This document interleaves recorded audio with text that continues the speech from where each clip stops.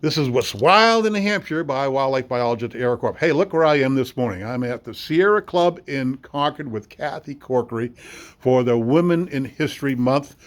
That was a long time ago, but there are so many important women in New Hampshire that have done so much for our environment and the fish and wildlife here. Here's one of them right here, Kathy Corkery. Kathy, give us some history about your how did you end up at the Sierra Club, and what are your outdoor interests? Sure. I am Kathy Corkery. I use she, her pronouns, and I live in Concord now for the past 20 or so years, and I've been working at Sierra Club for over 20 years now. Have you really? Can you believe that? Wow. Oh my gosh. But some of the things I like to do outside is I like to downhill ski and I like to fly fish. Nice, nice. One of my favorite places to fish is over in the Kentucky River. Hey, we don't have to give away secret spots if you don't want to. It's not a secret. It's a great place. What fly do you use? Uh, You might as well reveal all. Right. The woolly bugger is Okay. one of my faves, and it's over in Henniker. Oh, over at that the stretch. Two Bridge. Oh, yeah, You know, okay. the two Nice. What a bridges sweet over spot over there. It really Oh, is. that's a nice stretch of river. It really is. Beautiful. I often catch trees and branches. Okay. But sometimes I catch a few fish. So how did you end up at the Sierra Club? What was your, growing up, what were your outdoor interests? Were you an outdoor kid growing up? I was the kid that was outside until until the sun came down. Yep. And I had to come in. We had a little set of woods in our backyard. I would be playing around in there, talking to the little animals and climbing the trees and So you connected early. Yeah, stomping through the snow.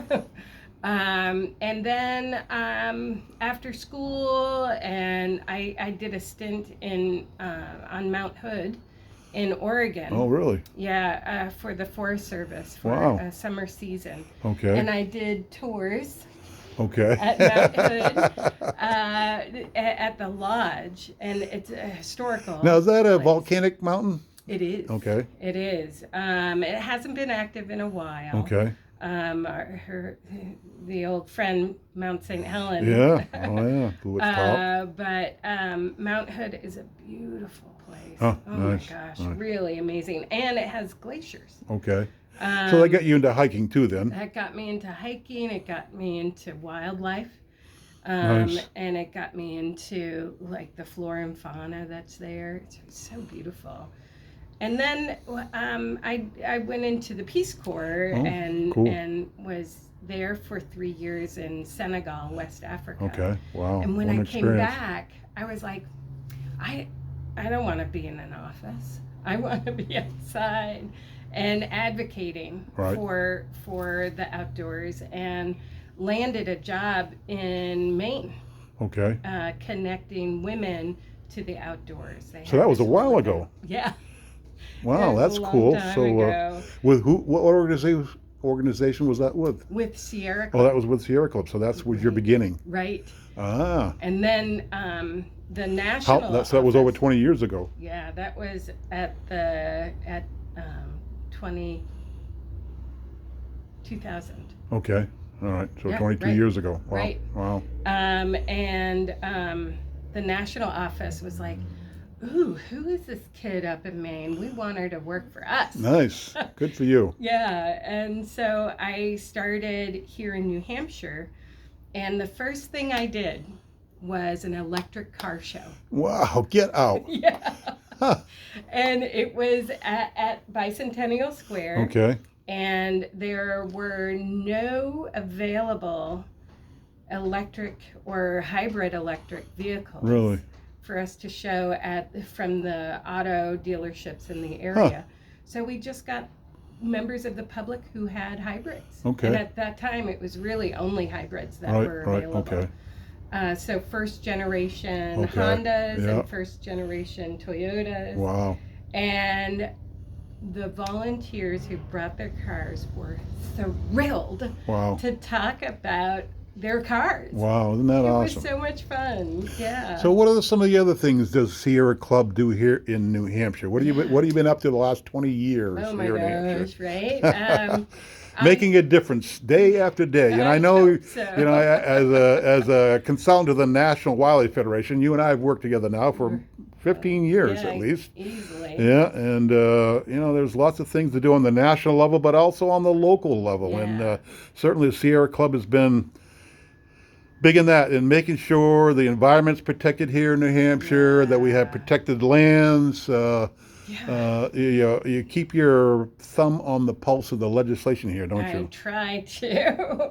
I know we were involved in the Northern Pass Okay. opposition. Yeah. And one of the things that I'm really proud that we were a part of was to bring the native voices from Canada. Okay.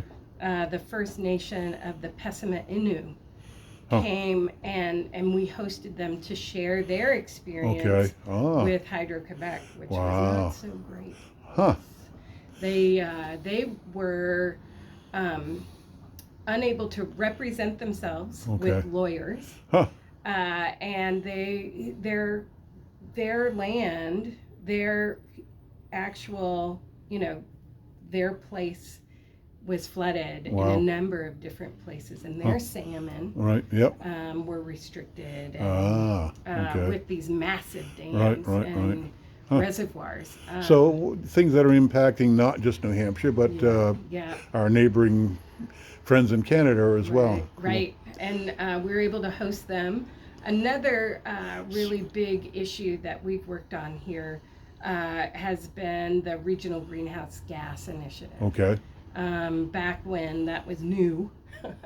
And our U.S. Senator was our governor. Okay. Then Governor Shaheen brought in and got the state involved in the Regional Greenhouse Gas Initiative. Okay. All right. Really excited and thankful for her work there. So you've worked on climate change issues for 20 years now. Most of the time So I've been working. you basically led some of that effort here in New Hampshire, Right. clearly. Yeah, Right, nice. right.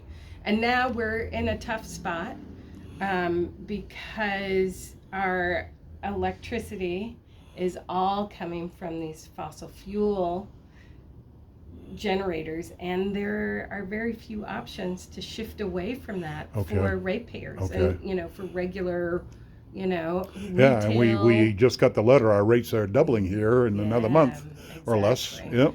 So we want to really help provide options for the regular stiff out there. Okay. So give me a day in the life of Kathy Corkery. Give me a day that you were hiking, or it could be an office day. Was there an exciting office day that sticks in your mind? Give me. I warned you up front. I was going to be asking you this question.